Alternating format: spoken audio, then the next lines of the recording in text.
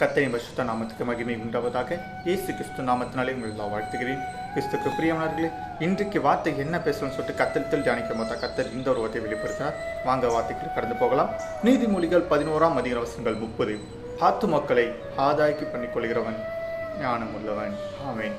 யாரெல்லாம் வசந்த விசுவாசிக்கிறீங்க? கிறிஸ்துக்கு பிரியமானவர்களே, இன்றைக்கு அநேக பேர் பார்த்து கொண்டு இருக்கிறோம்.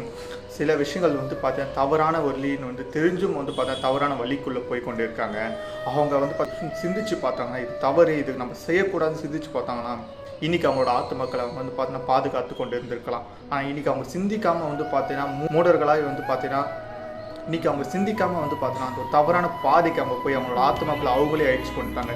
இன்னைக்கு கர்த்தர் நம்மளை பார்த்து பேசுகிறார். ஆத்துமக்களை பாதுகாத்து கொள்ளுகிறவன் பார்த்தீங்கன்னா ஞானம் உள்ளவன் என்று. இன்னைக்கு நம்மளுக்கு கொடுத்த ஞானத்தை பார்த்தீங்கன்னா பயன்படுத்தி நம்மளோட ஆத்துமக்களை நம்ம பாதுகாத்து கொண்டு கொள்வோம். ஸோ அவர் கொடுத்த வார்த்தைகளையும் வசனங்களையும் விசுவாசி நம்ம கற்றுக்கொள் மகிழ்ச்சியாக இருங்க. கர்த்தர் தாம்போ நம்ம கேட்ட வார்த்தைகளை வசனங்களையும் வாசிப்பார். தேவ சமுதிர இடத்திலும். God bless you.